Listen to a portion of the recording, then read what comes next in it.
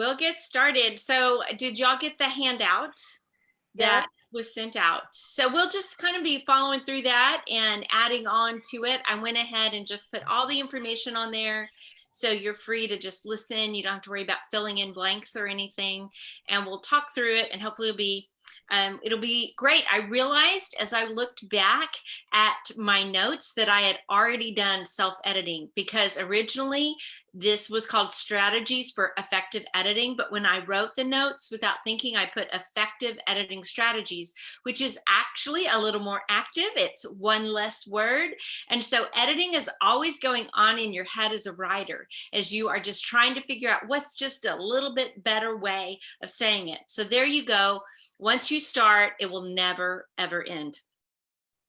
Reason why do we do editing?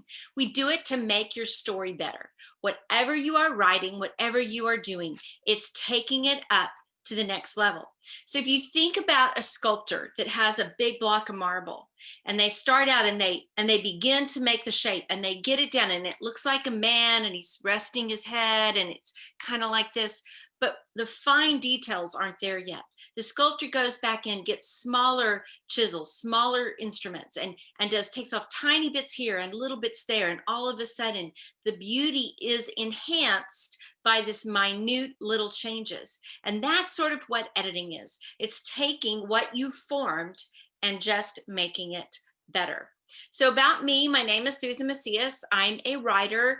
It took me a while, even with writing, to actually call myself a writer, but that was a big step to finally say, hey, I'm a writer. I'm a lot of other things too, but I am a writer. And it's good to call yourself that and take it a little more seriously. I also do public speaking. I have started a podcast. I've blogged for years. And mostly, I am a lover of beautiful words. If I am reading a book, if I am reading even a nonfiction, and something is said in a way that is beautiful, it really grabs me. And I want to, I'll read it again and try to figure out, how did they say that in a way that was so wonderful? I bet, in fact, I can guarantee you, it didn't come out that way the first time out of their head, but it was the honing of it and the editing of it that made it such a beautiful thing. I think every story matters. We want to make sure the stories that you have to tell, whoever your audience is, that it is the best that it can be. It makes sure that the story in your heart is the story that is told. Most of what I say tonight, I will say in relation to fiction. But actually, most of what I write is nonfiction. And I've been working on a novel for years, but everything I've learned about editing for nonfiction, let me say that again. Everything I've learned about editing for fiction has helped my nonfiction. So all of this really applies. Dr. Seuss says, so the writer who breathes more words than he needs is making a chore for the reader who reads. And that is what we don't want to do. We don't want to make it harder on our readers by having too many words. If we can say something better with fewer words, that's how we want to say it. So there's different kinds of editing. When you talk about editors, if you were going to go, I'm going to hire an editor to edit my document, you would have to figure out what kind of editor you actually wanted.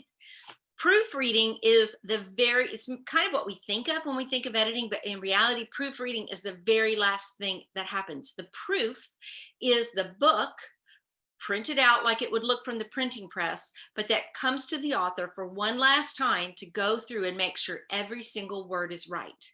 And so that's the very, very last thing that actually happens. Copy editing is also kind of what we think of as when we say editing, and that's where you're looking at spelling and grammar and punctuation and making sure that that stuff is there. Now, that's an important part of editing too, but that comes at the end of the road.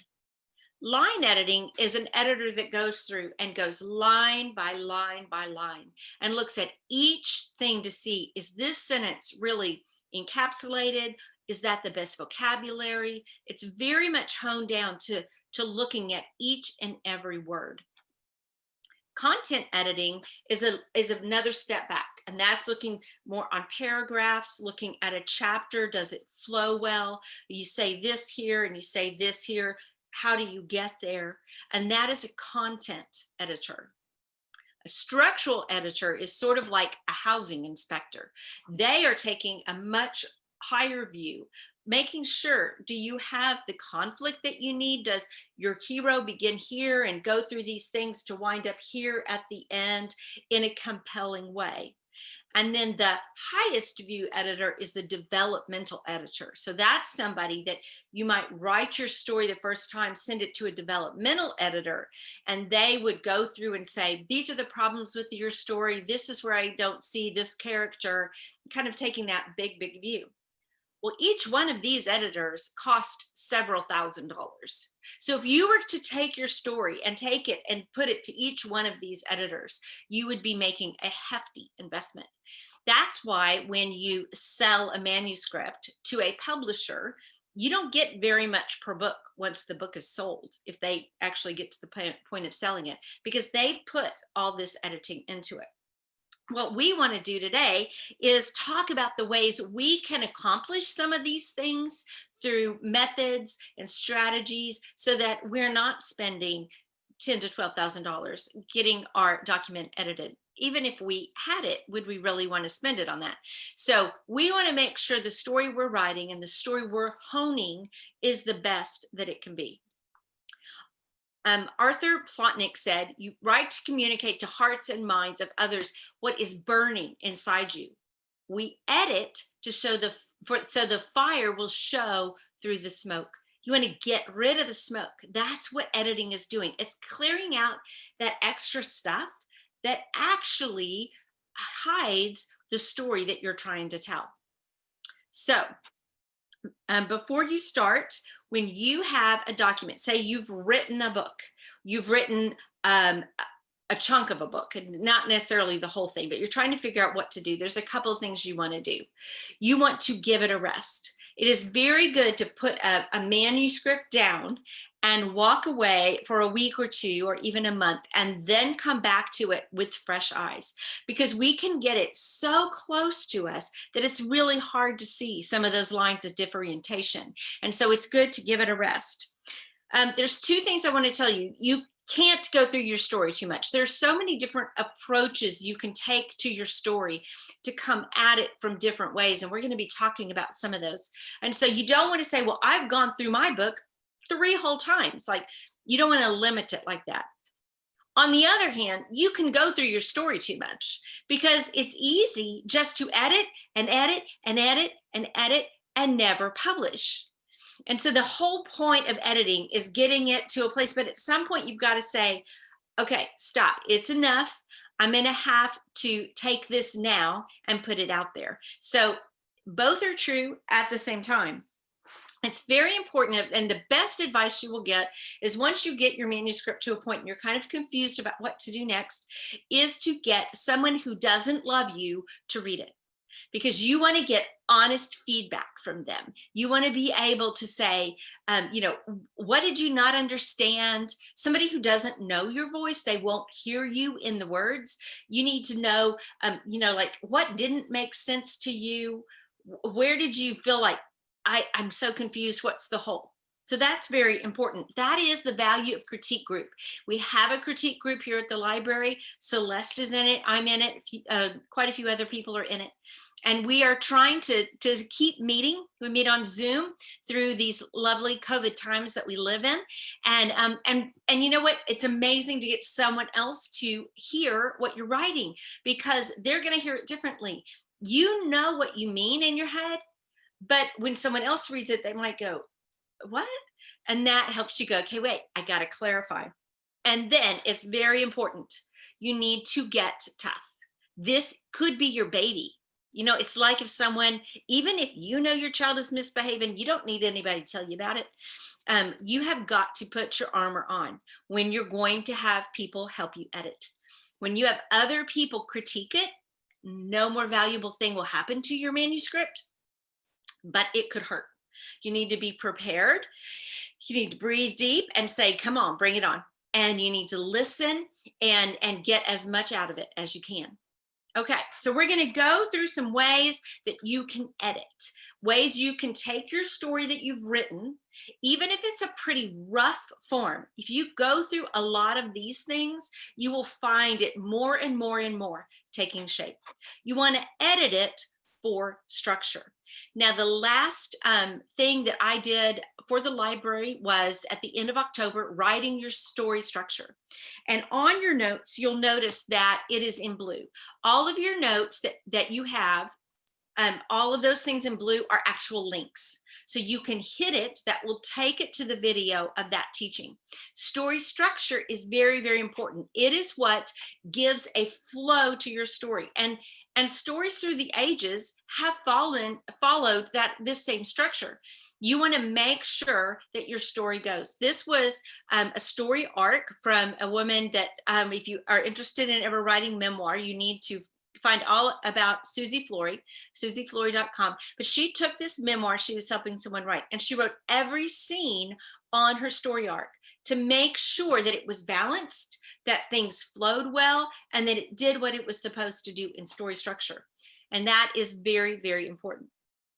You want to edit for flow. What does that mean? You want to take your story, and this is where I say you can't go through it too many times, because you're going to go back through it, but with different sets of glasses every time. You want to just be looking at one thing at a time. You will be amazed how differently you will see that. You're taking this 30,000 foot view. First of all, you're looking down at your story and you're seeing how it flows. Does it flow? Then you want to go back and you want to look at each character, and you'll take a character and you will follow just that character through the story. You don't even have to look at the scenes where the character is not in the scene, but you want to make sure their personality is the same through it.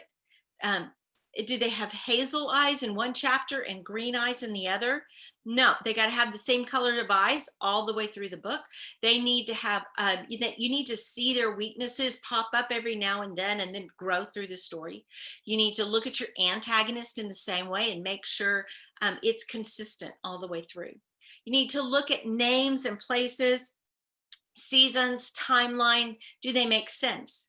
If it is always warm in your story, then you need to make sure it happens on a desert island or in summer, and therefore doesn't take more than 3 months. You got to really think about the timeline of your story.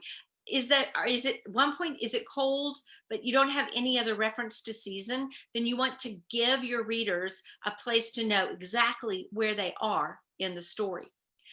Can you identify any big holes? Can you see where you kind of dropped a storyline, or you had a character that was in a scene and seemed kind of important, but then never really shows up again? Did you allude to a problem at some point, but then never really solve it later on? Those are big holes that you want to find, and those happen because once you get in writing, you go from here's the big picture to here's the little picture, and all you see is an inch in front of you, and you're just trying to figure out the next word. So there's no way we're going to have this perfectly flowing story when we get done. You want to make sure your point of view is consistent for your characters. What does that mean? Well, if you're writing in first person, then it is that character is always saying I, and everything that you're talking about has to come from if that character can see it through their eyes or hear it through their ears. And you want to make sure that that's consistent all the way through. There's also a tendency to do something called head hopping. And what head hopping is talking about different people's thoughts in the scene. That's not what you want to do. So it doesn't have to be in first person, but even in third person. So if Sarah enters the room and Jack is sitting at one table and Charles is standing over by the bar, and she's thinking, oh dear, what am I going to do now? Everything has to be coming through Sarah, what she's thinking, what she's seeing, what she's hearing. Charles and whatever the other guy's name was, we don't know what they're thinking. All we know is what they say or what they do, because you don't hop into their head and hear their thoughts. You want to make sure all the way through your story that each scene only has one point of view character. That's very important. Okay, so now this is something that will make an incredible difference in your document. And this is so true in nonfiction as well as fiction. You're going to go on a seek and destroy mission into your document. What does that mean? Control F is your friend. If you have a Mac, it's Command F. What does that mean? That means that's how you get into your document and you can find any word. And so you can go in and look for those words, phrases, things that actually are ones you don't want. So this is a good list to start with. You can start looking for any of your passive words. You would do Control F, and then you would look for is. And it's going to give you every single sentence. And if you have a 100,000 word document, it's going to show you every single is. We want as few passive verbs as possible. Now, passive verbs are when you say, she is happy. That is a passive way of describing this woman. And so you want to take out the is. The happy woman walked down the road. All of it is active. And you know that the woman is happy. So you want to take out your is, am, are, was, wers. There are places that it's easy to give a simple, clear, clean point of information with a declarative sentence that has an is or an are in it. And that's okay. Just make sure if you use one of those passive verbs, it's on purpose, not just because naturally we kind of think that way. Most people write that way. And so you want to make sure and get out as many as possible. Your work will come alive with more active. ly words, those are our adverbs. Lazily, happily, joyfully, all of those, they go with a verb. If we're using an adverb with a verb, that's two words, right? And it usually means we're not using a very strong verb. When I'm writing and it's in a flow, I don't worry about these things. I would rather write a simple verb and an ly adverb, and then I can go find it later and find one really strong verb that I don't need to describe. And I can go back and edit that later. When I'm writing, when you're writing, don't edit. This is after you've written. But go back, find those ly words. That's a great way to be able to find, where can I find a stronger verb? Use your thesauruses. Use all of the tools there are to look up and find a better alternative. ing words. So falling, thinking. You want as few ing words as possible. This is a hard one for me. I don't know why, but I like ing words. I write with a lot of ing words. And so I have to go back and find them because it is less active. And less active means less movement. And less movement means fewer pages turning. We want to keep the story going. So you want to get rid of the ing words. You want to get rid of words like up, down, and that. She stood up. Well, where else is she going to stand, right? She stood, and that's fine. And he sat down. You don't need to know that he sat down. You need to know he sat. And so those kinds of words you can just get rid of.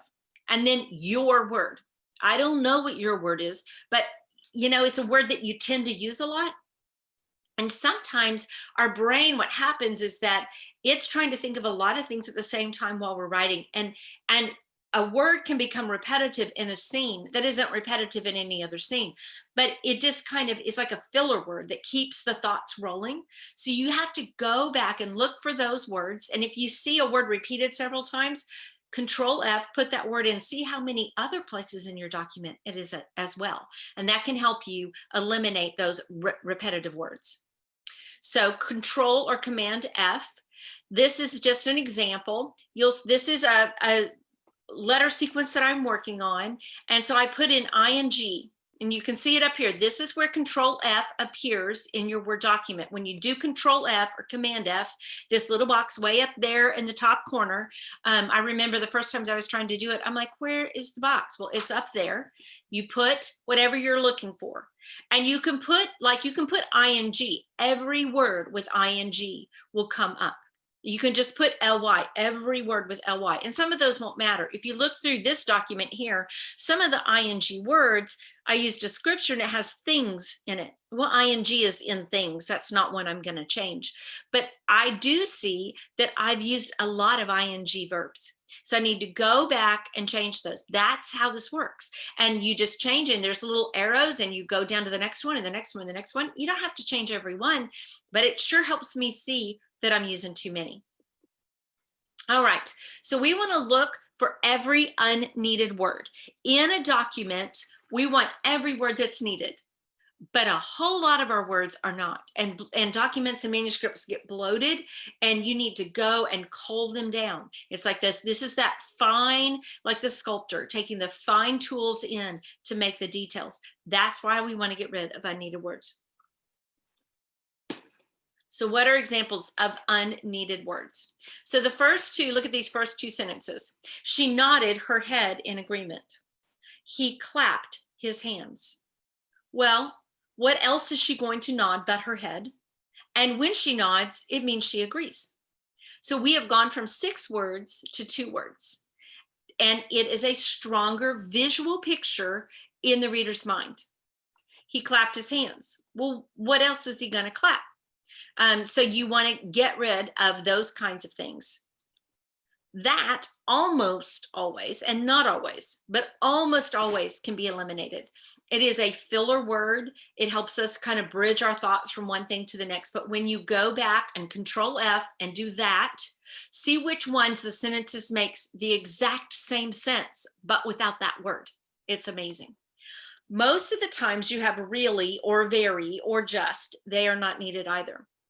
If something is really strong, find a better word than strong if you have to describe it with really. It's very spicy. Find a different way to describe it than saying very. Maybe there's an analogy to use. Maybe this is a place for a very interesting construction. But if you're using really, that is a weak way of describing something. Okay, here's a few more helpful hints.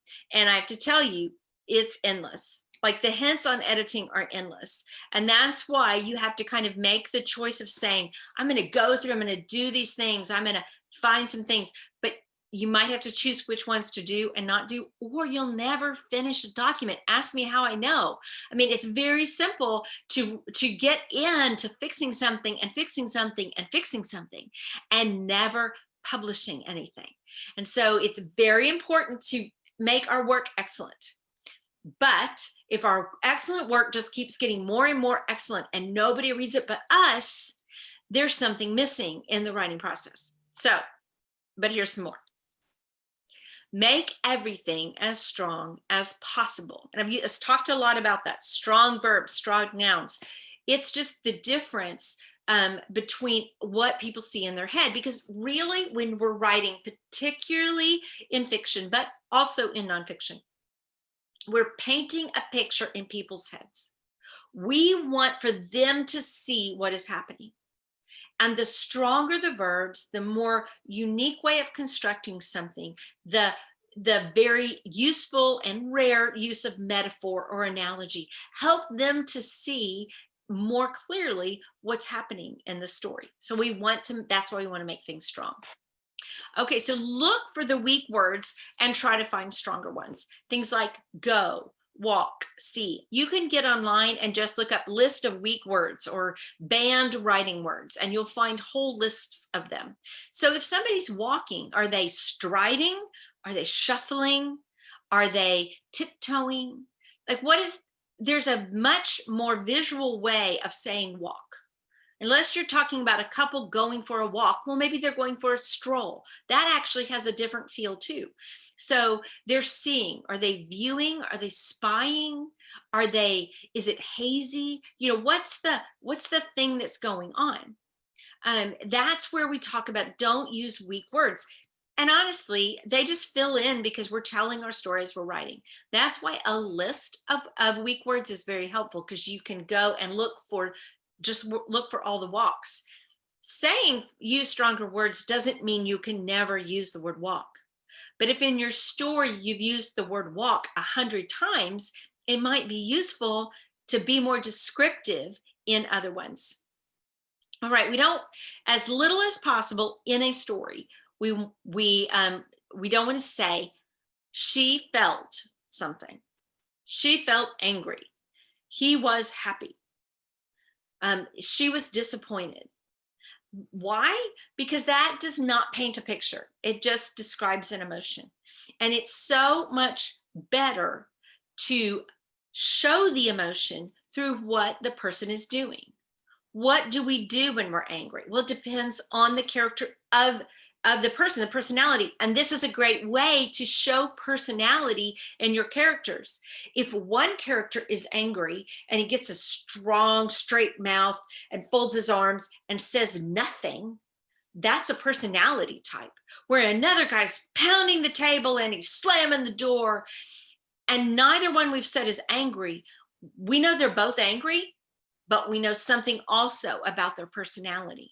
And that's why you'd want to use action as much as possible instead of just saying what someone is.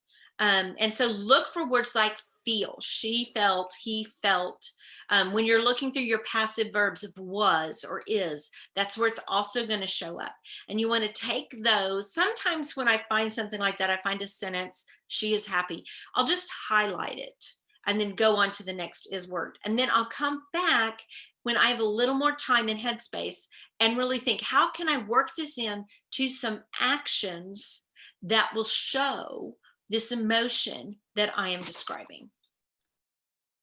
So there are a lot of helpful websites with words and lists and all kinds of things. I'm going to give you some on your sheet. You'll notice that they're all in blue, and those are hyperlinks, and you can just hit them and they will take you directly to the website.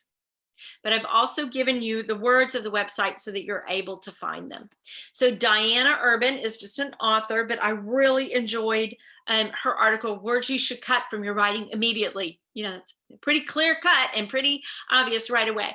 So you just go through, she has a list of words, things you should get rid of. Some of them we've already talked about, but there are other ones on there and very, very useful. Smartblogger.com. I loved her article. It's called Filler Words. And you go through there. She does a lot on redundancies of how we'll use two words and really they mean the same thing. So you only need one of them. And when you look through, she'll put in parentheses, redundant. So it'll be clear what I'm talking about when you look at it. Invaluable. This list is just amazing. And so go through that and look, and you can Control F or Command F and find where these things are in your document and just read through, even if those aren't words you really use. I find reading those kinds of articles really helps me the next time I come around to writing. JerryJenkins.com. Every time I've done a writing seminar, I have recommended an article from Jerry Jenkins. His website is a treasure trove of information. His heart is to teach people about writing. And so if you go on there, you'll find all kinds of great articles. And I found he has some paid courses, and I found that I've signed up sometimes for his free webinars that they're to advertise for a course, but even his free webinars are helpful. So I highly recommend his stuff. So helpful books. There are a lot of books. And once again, we could just, if you want to become a professional editor, then read all the editing books. But if you want to be an author, read a few good editing books, because otherwise it's easy to get sucked down the rabbit hole. So this is a great book. Highly recommend. Self-Editing for Fiction Writers. Just very clearly goes through, and some of the things are ones we've talked about, of things to look for. And if you look at each, take one chapter at a time and apply that specific subject through your manuscript, and then go to the next chapter and apply it through your manuscript, you will find a much better manuscript by the end. And then this I highly, highly, highly recommend. I love all of their stuff. The Emotion Thesaurus is a thesaurus like no other. So it goes in and it will say angry. You'll look up angry. The emotions are alphabetized through there. And then there's 2 pages of actions people use when they're angry, of things they might say or do. And so it's all these different ways you can talk about angry, or different words to say for angry. Very, very helpful. They have a lot of these thesauruses. They also have a website that's very, very good. And some paid things on their website as well. I've never done any of those, but they have, they just have, every book is good. But this Emotion Thesaurus, particularly for what we talked about, when you say she felt happy, well, what does that look like? What is she feeling inside that we all feel when we're happy, you know, when your heart's fluttering and you should kind of can't catch your breath, and those kinds of things happen. And so we want to put those actions in. This will help immensely. And then I just wanted to encourage you on why this matters and why this is valuable. Learning to edit, everything I've learned on editing has made me a better writer. And I really think that the critique group had a big deal to do with this, because not only was I reading my writing, I was reading other people's writing. And as I was critiquing other people's writing, it helped me think about what I was doing. And so there's this kind of learning process you don't even realize you're going through. If you edit in ways of finding some of these websites, reading a chapter out of a book and trying to go apply that particular principle to your manuscript, you will find that when you come back and write the next time, your writing is better, because you start internalizing the principles, and then they start flowing naturally. And it is very important. I want to reiterate something I said earlier. When we're writing, it is very important to not be editing at the same time. This is a separate activity, because there's different parts of the brain. We want the creative part of the brain where the story is flowing and the ideas are coming out just to come out. Then we take that hat off and we put on our critical, black and white, theoretical editor. And then we go back and we go through our story. It's two different activities. But having said that, the more I edit, then the more it flows a little bit better. Still needs editing. But the idea that we are learning the process, we are learning the words, it makes the writing better. And just know it's hard for everybody. Writing is, I've shared these quotes, I want to say, in my other ones, but I love them so much, I just keep sharing them. Writing is easy. All you do is stare at a blank sheet of paper until drops of blood form on your forehead. There's nothing to writing. All you do is sit down at a typewriter and open a vein. And that's Ernest Hemingway. And if it was hard for Ernest Hemingway, then I'm pretty sure it's going to be hard for us too. But this exact thing, it's so hard to get the words down, is why it's so hard for them to be critiqued.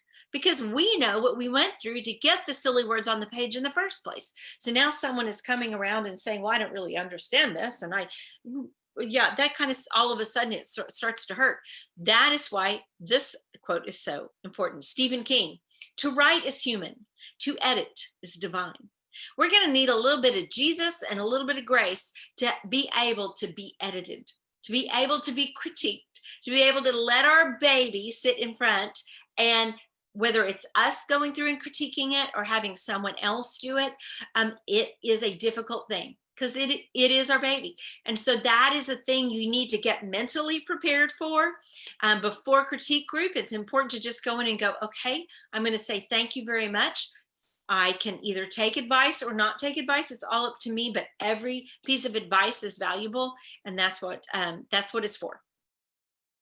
So I wanted to share with you a few things of my writing.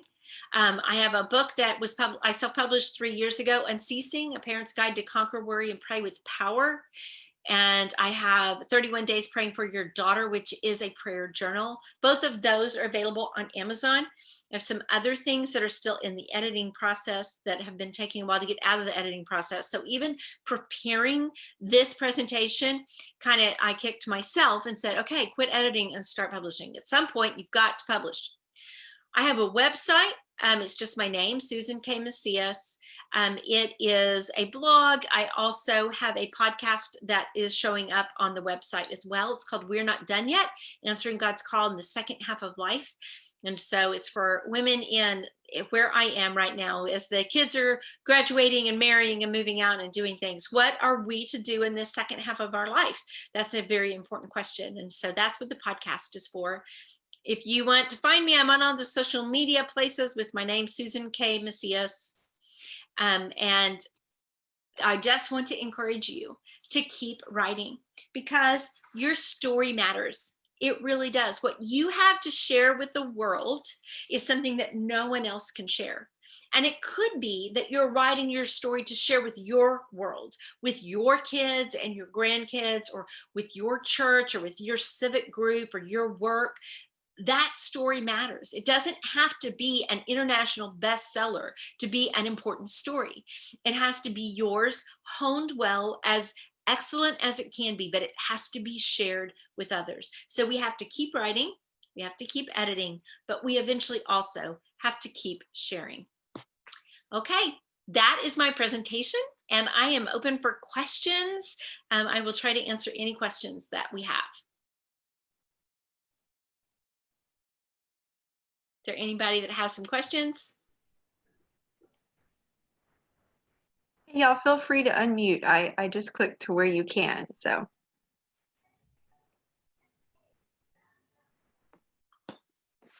I was just curious, are you familiar with Hope Writers? I am. I have not. I listened to their podcast. I've never joined it. I know several people that have, and have only heard positive things about the organization.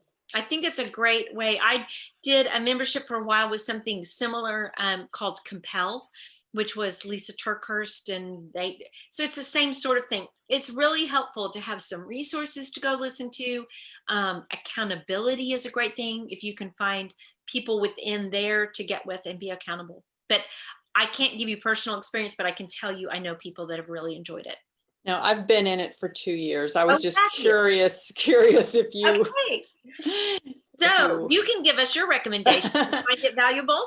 I do. I signed up for a mastermind affiliated with Hope Writers this year, and I mean, I learned so much, and accountability is a big thing.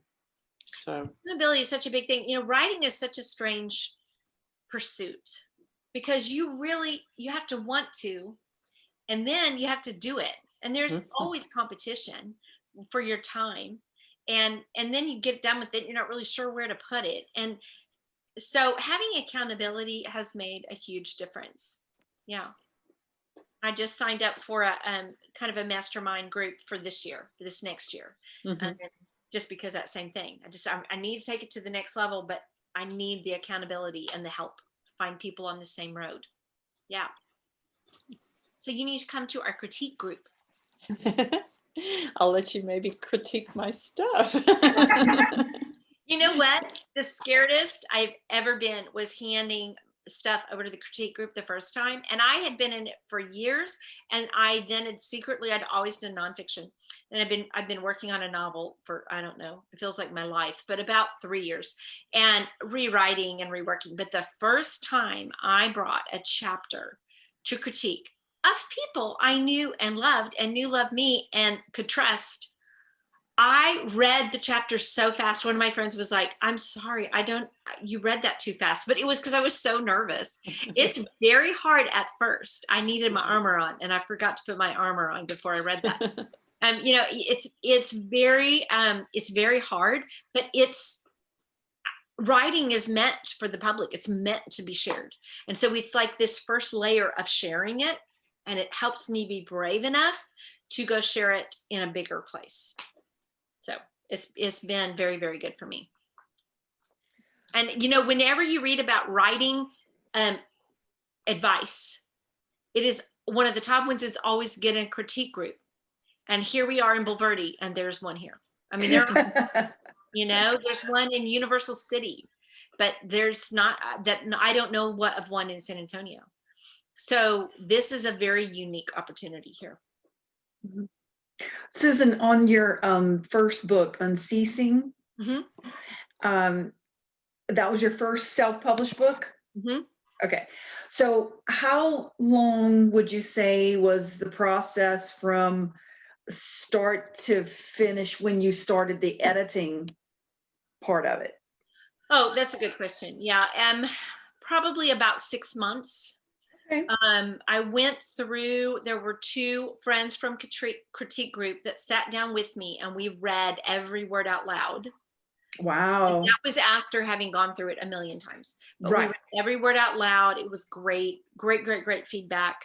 Did some more work. Then I hired a copy editor, basically, which I just felt like I needed somebody to go through and look at all of I didn't want to publish a self-published book where everybody said, oh, that's a self-published book. I wanted it to look Right. professional because I was taking it seriously. So I hired, and I think it was about $650 for a copy editor 3 years ago. Now you can spend $3,000 on a copy editor as well. So, but that was what I could afford. So that's what I did. But yeah, it was nice to have that person coming through, someone who wanted to read Chicago manual style. I like editing, but I don't like the nitpicky stuff of knowing exactly where every period's supposed to be and which one comes inside the parentheses and which is outside, and that sort of stuff drives me crazy. So that was nice. So yeah, I would say 6 months. Okay. One thing that is really great for editing, I just mentioned it, so I'll say it specifically, is reading your work out loud. You have to read it slower, and you will hear repetitive words when you don't see repetitive words. Our eye kind of glosses over the same word, but when you say it out loud, you'll hear it. So just go somewhere in your room by yourself, shut the door, and read your work out loud, and you will find a lot of things to edit. Okay.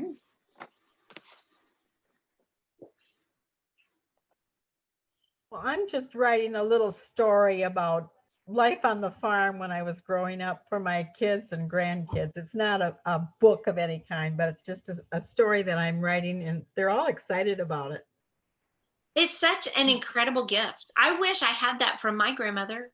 Yeah. I wish that I had their story written down, and so you want those stories to be ones they want to read. That's why I think it's important. It's so important for you to write them down. I know. And then get them written down. That's your first goal. But then to go back and to be able to hone them and make sure they're saying just what you want, then you have this incredible thing. We have several people in our critique group that have written memoirs and self-published them, and they're really only mean them for their family and close friends. But their families are thrilled to have those books. What a gift. Yeah. What a gift. What's your name? Mary Lou.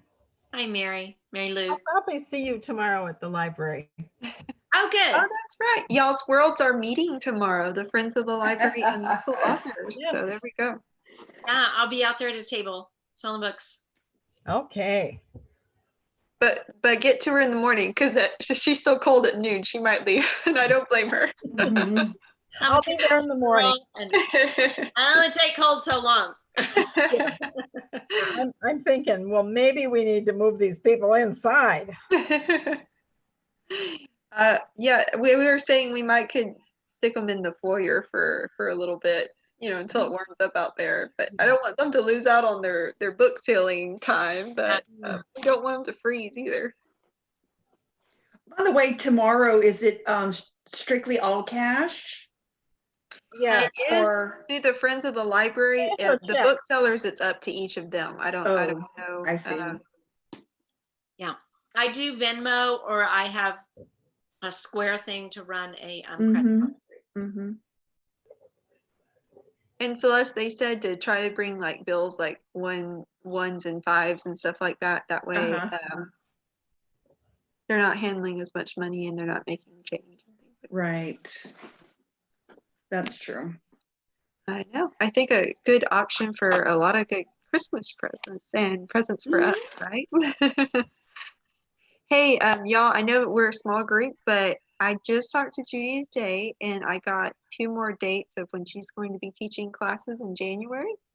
And on January the 14th, that's a Thursday night, just like this one, she's going to teach how to create author bios and book descriptions that sell books. And then on the 28th, how to self-publish your book for free. So 2 good topics there. She's an amazing resource. She owned a small publishing company for a while. She has self-published so many books. She is just a treasure of information and a treasure of a person too. But yeah, well, y'all are both pretty awesome. I emailed her back today and I was like, how lucky we are. It's such a small town to have 2 such speakers. So For we sure. really appreciate it. Mhm. This is fun for me. I love getting my thoughts, having to pull them all together on a subject. And so it's fun. I'm sure a lot of work though, but y'all's presentations are so very worth it for all of us. We appreciate it. Good. Well, do you have any more questions? Any more how-tos on editing or any of that kind of thing? No, it's Thank all you. new to me, so all of it is good information. Mhm. It Very was really, good. it was a good presentation. Thank you. Great. Thank I you. highly recommend going to those websites and reading those, or just put in Google search, you know, what you're looking for, you know, self-editing tips or any of those. There's more articles than could be read. So don't go down the rabbit hole, just choose a few, but it's really great to get some good information. But both the ones that I put on there, I know all 3 of those are highly valuable and actionable, which is kind of the important thing, to find things you could go, okay, I can look at that and go through.